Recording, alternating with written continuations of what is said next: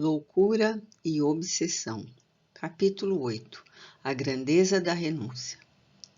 Quando acuramos o senso de observação e aprendemos a discernir, encontramos em toda parte lições vivas para serem incorporadas à nossa reflexão, tornando-se-nos patrimônio iluminativo de alta magnitude. Assim, os convites da vida são para a união, a solidariedade, a compreensão, enquanto os caprichos do egoísmo impelem a divisão, ao partidarismo, a sujeição aos rótulos e formalismos de linguagem, distantes, às vezes, da ação que se empreende. O amor é de essência universal, penetrando em tudo e a todos vitalizando, em face da sua procedência divina. Naquele desfilar de sofrimentos diferentes havia a mesma tônica centrada num gênese única. A ação malfazeja do passado produzindo os atuais efeitos afligentes. O culto, a personalidade, a sobreestima, a fatuidade, a ambição desmedida, filhos diretos do egocentrismo, são cânceres da alma que o sofrimento faz drenar até o desaparecimento total dos seus tentáculos de longo alcance, abrindo espaço para que se instalem os sentimentos da fraternidade, do auxílio recíproco, do perdão indiscriminado, decorrentes do amor que os vivifica. Quantas vezes visitamos grupos e sociedades pomposos nos quais se exibem os campeões do verbo orientador e da conduta vazia de ações que lhe subsidem as palavras. Acompanhamos muitos homens de cérebro incendiado pelo ideal nobre e mãos desocupadas apontando erros e necessidades. Muitas mentes iluminadas pelo conhecimento e sentimentos frios na escuridão da impiedade e do desprezo, aos menos dotados ou mais ignorantes, muitos orientadores estribando-se em técnicas revolucionárias sem a verdadeira compreensão das necessidades alheias, dos limites dos demais. Naquele recinto, onde havia escassez de conhecimentos, sobejava a ação da bondade. Não que o conhecimento seja fator de inércia ou soberba, de mesquinhez ou fatuidade. Ele é claridade que deve derruir a ignorância, começando em que o conduz, e é sombra que se disfarça com certas excrescências morais que atestam a pequena evolução real do ser. A cultura tem a finalidade de dilatar o campo de compreensão do homem, concedendo-lhe mais clara visão da vida, antes que intoxicá-lo de informações que nem a ele próprio aproveitam.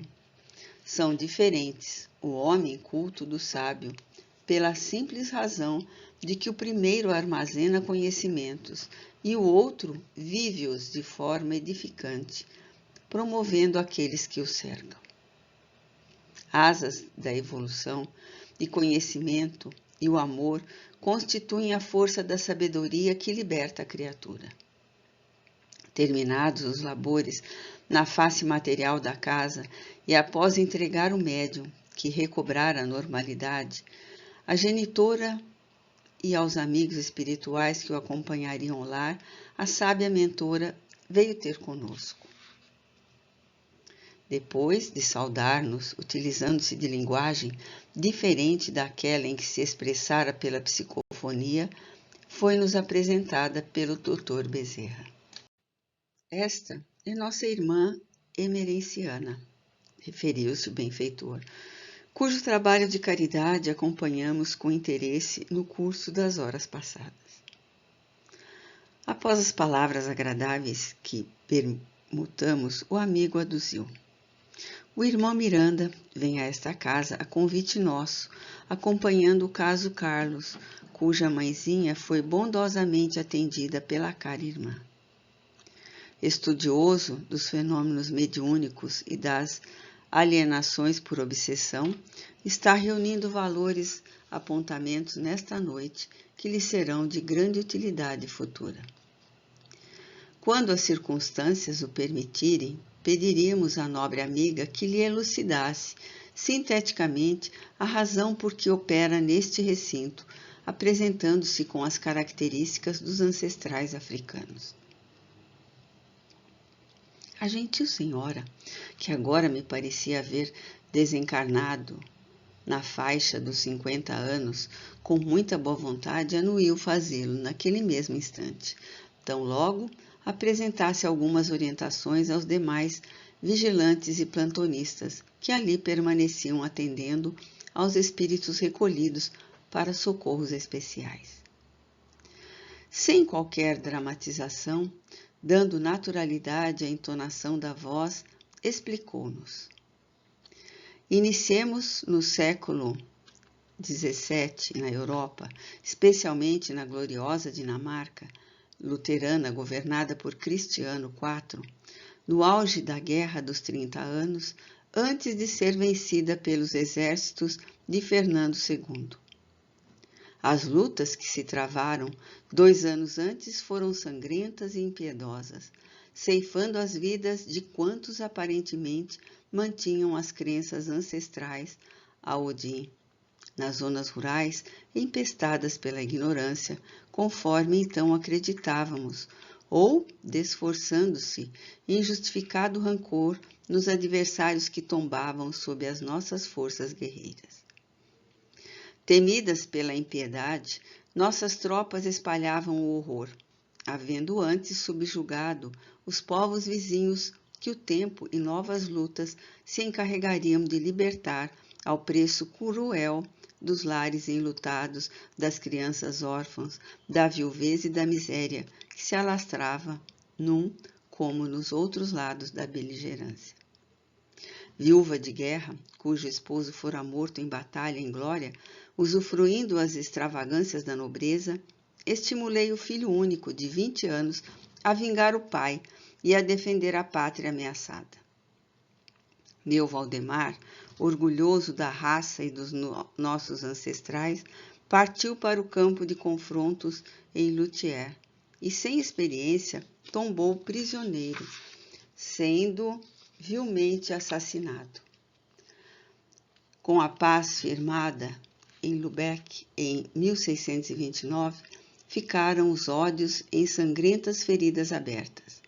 Antes, as arruaças e carnificinas religiosas dementavam as pessoas, vítimas das tramas políticas acobertadas por manifestações de fé irracional, nas quais também me via envolvida, infelizmente, cometendo arbitrariedades indignas da minha condição de mulher e de representante das altas posições desfrutadas. A saudade do esposo e a terrível dor moral pela perda do filho único levaram-me com o tempo a mergulhar no desconforto da apatia. Igualmente, pelo efeito de ver a pátria e os concidadãos humilhados.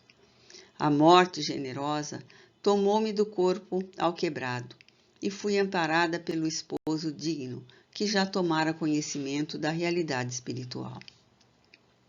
Juntos, buscamos o filho que então enlouquecera de dor e de revolta com outras vítimas da insensatez guerreira. A narradora calou-se por um pouco, reunindo recordações dolorosas e prosseguiu. Foram gastos vários decênios para trazer à paz o querido Valdemar. Informados da necessidade da reencarnação e dos perigos de renascer na antiga pátria, em razão das contínuas guerras de anexação e separação de povos e províncias, foi-nos acenada a oportunidade de recomeçar em terras da África sofrida, onde o eito da escravidão nos serviria de educandário moral, liberando-nos dos vãos orgulhos de raça, tradição, cultura e poder. Anuímos a oferenda, tomados por esperanças de futura felicidade. Que é uma existência corporal e quanto dura no relógio do tempo sem fim? Desse modo, mergulhamos no último quartel daquele século, nas sombras do corpo, primeiramente meu esposo, eu lhe seguindo em pós, a fim de nos prepararmos para receber o filho e guiá-lo com a lição da obediência sob a luz do amor, montanha redentora acima. Fomos conduzidos ao reino de Ioruba, cuja cultura socioantropológica era mais adiantada que a de outros povos daquelas costas africanas.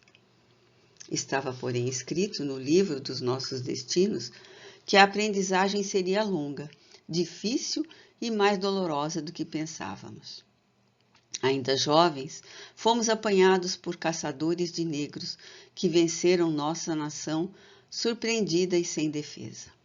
Fomos enviados num navio negreiro para o Brasil e vendidos nas terras bonançosas da Bahia, onde aportamos, a fim de iniciar a era da nossa restauração espiritual.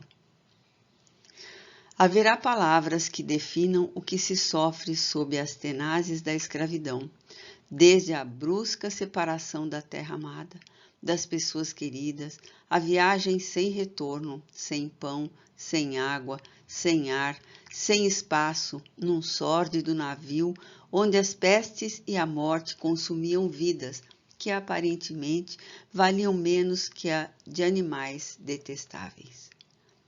Quantos corpos ali se decompunham e quantas vidas, misturadas a todas as abjeções, excrementos e roedores esfaimados que as enlouqueciam. Somente o destino que estava reservado aos que sobrevivessem, às vezes pior do que a morte ali mesmo, responde pelas criaturas como nós e milhares de outras que não perecemos. Dealbava o século XVIII, quando nos reunimos a companheiro, eu, na senzala da fazenda, sob o culto dos antepassados da raça que nos vestia a alma, para darmos prosseguimento aos processos redentores. Posteriormente, renasceu o ser anelado sob o estigma de grande deformação, decorrente dos exageros perpetrados na guerra, antes de ser feito prisioneiro. Aqueles eram dias de conduta semi-bárbara e a piedade era quase desconhecida pelos homens. A força irracional era um direito de livre exercício que dominava em quase toda a parte. A vida do vencido, do escravo, do pobre fazia-se de pequena monta. Idosos, mutilados e enfermos, sem recursos pecuniários ou sem os títulos da fantasia humana, eram rebotalhos esfaimados que pesavam negativamente na economia social. Este conceito permitia que ficassem desprezados sob ódios anormais, e quando a morte recolhia alguém deles, havia júbilo nos sobreviventes, que assim se liberavam da preocupação. Quando havia ocorrência de escravos, portadores de mutilações ou impedimentos para o trabalho, mandavam matá-los sem qualquer consideração ou misericórdia. Nosso filho, não obstante fosse poupado, experimentou desde cedo a chalaça e o opróbrio gerais, inclusive de outros vencidos, que o detestavam. Sem que houvesse superado as reminiscências do antigo poder, amargava o cativeiro e a limitação sob odienta revolta. Aos 20 anos, por motivo insignificante, rebelou-se contra o feitor, agredindo-o e vindo a pagar com a vida no tronco, depois de sofrer chibatadas que lhe dilaceraram as carnes. Vimo-lo morrer à míngua a cada minuto, ao sol aberto em chagas. O pobre estorcegava na agonia, clamando por vingança, já que não havia no mundo justiça em favor dos desgraçados. As evocações levaram-na à revivescência dos acontecimentos e vimos lágrimas perolarem-lhe os olhos meigos. Desculpe, meus amigos, procurou justificar a emoção, pelo ligeiro descontrole. Não é autopiedade, mas comisseração por aqueles que ainda hoje se comprazem no crime legal, que se escondem sob a proteção de leis injustas e habilmente escamoteadas da verdade, pelos infortunados geradores ou mantenedores da miséria semi-sociomoral, socioeconômica e socioespiritual da criatura humana.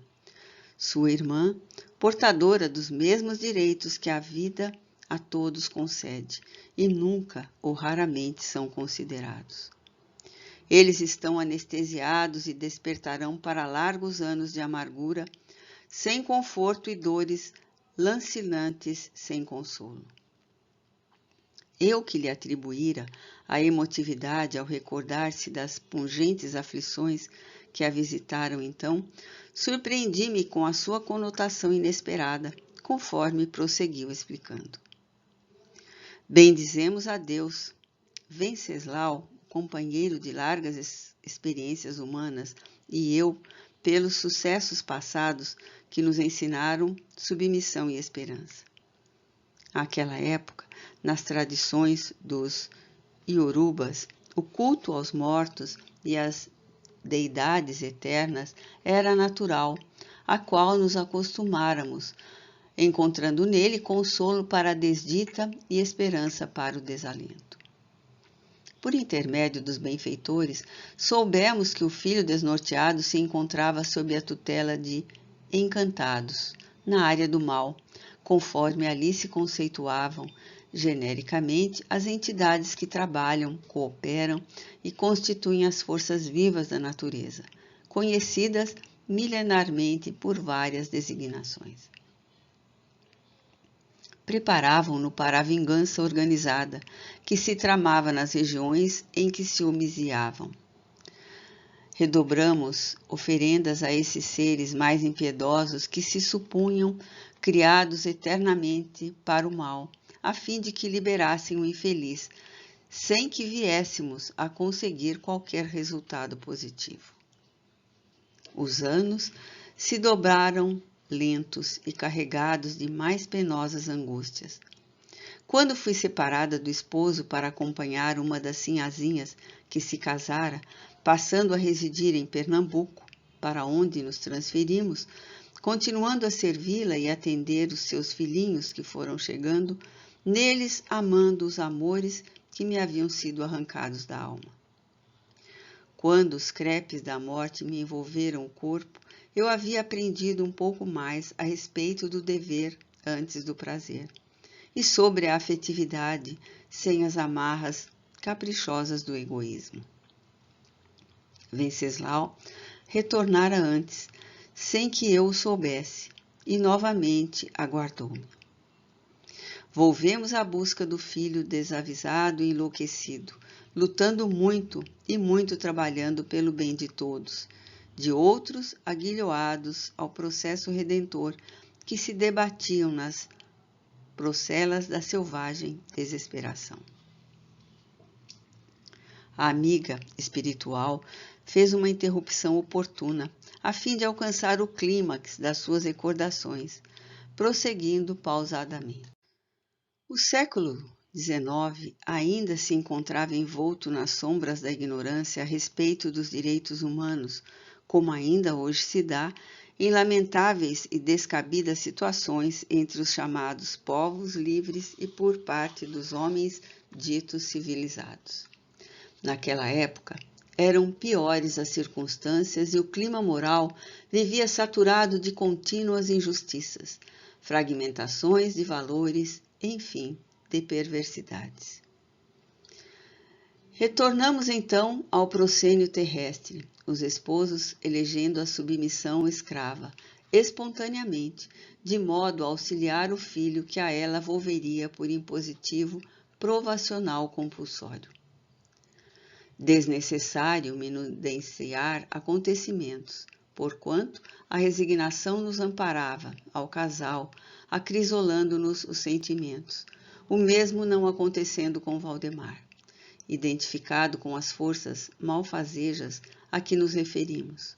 Por elas, telecomandado, tornou-se um rebelde instigador da formação de um quilombo, não para refúgio, senão para vinganças e arbitrariedades mais ferozes do que as que pretendia combater.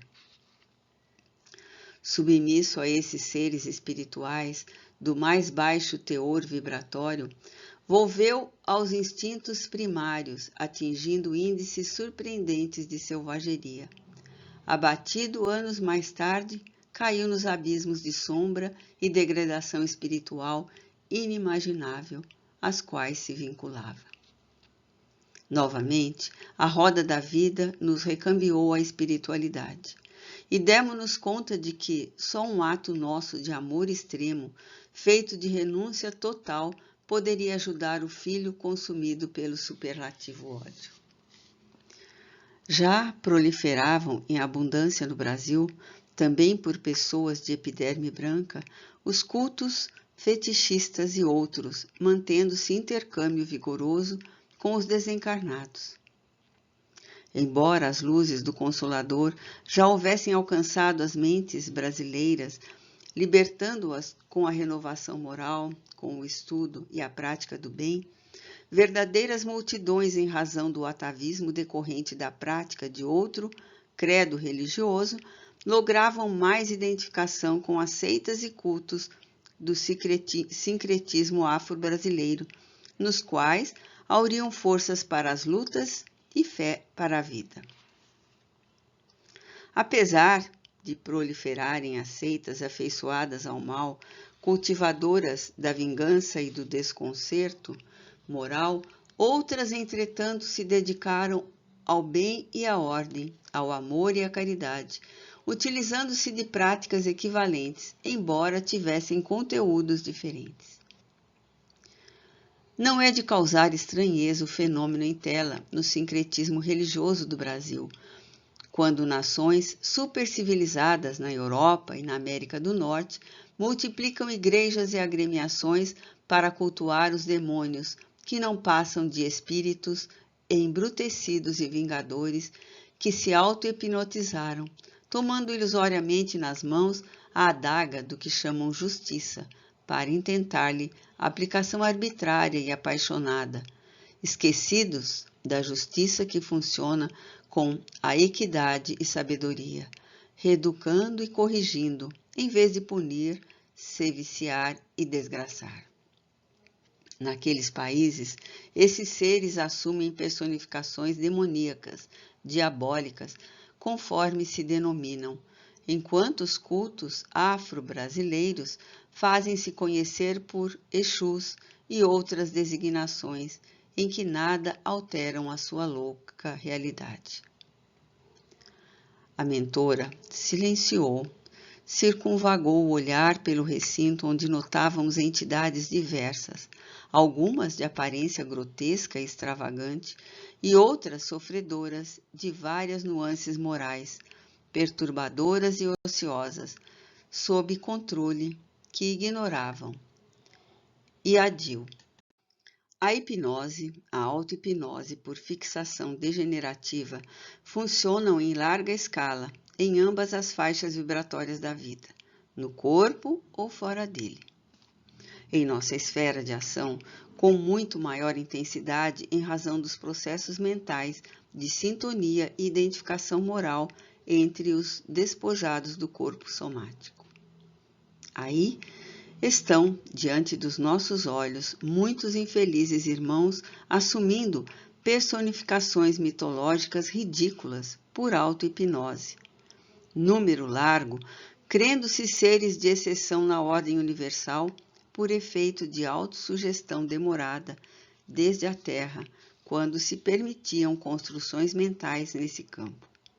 Outros ainda, vitimados por zoantropias de diferentes procedências, e, por fim, aqueles que se reconstruíram ideoplasticamente, incorporando os desvarios de poderes mentirosos que se atribuem possuir, seja como orixás, na eterna ação protetora da natureza e dos homens, seja na de Exus, supostamente criados para o mal, dotados de força para tal execução, afundando-se cada vez mais no desgoverno, até o momento em que funcionem as leis de correção e reequilíbrio que existem no cosmos.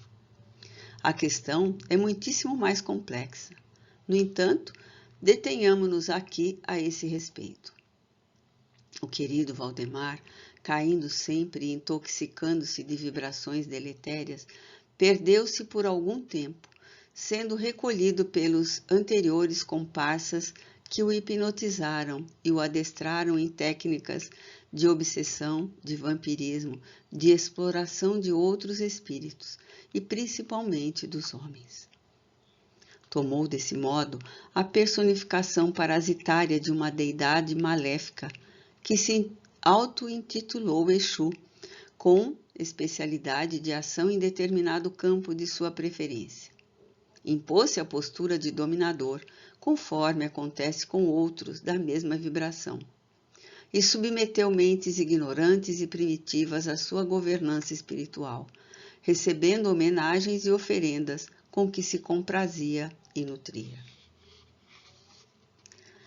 Seguindo o exemplo de outras mães cujos filhos se empederniram na impiedade e se aliaram a forças do mal que temporariamente influem na terra, em decorrência do primarismo que nela ainda existe, ofereci-me para trabalhar nesta área, atuando em favor do bem e do esclarecimento das criaturas, acercando-me da querida ovelha desgarrada. Já se vão alguns decênios dedicados ao mistério que resultou positivo, atendendo aqueles que padeciam do meu filho a exploração psíquica, a subserviência moral e a perseguição tenaz.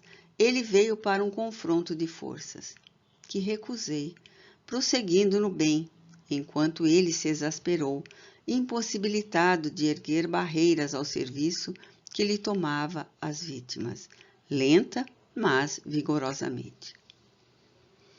Passou a vir ao lugar onde iniciei o ministério e depois a esta casa, engendrando os mais covardes expedientes para bloquear-nos o trabalho, sem que lograsse os resultados desejados.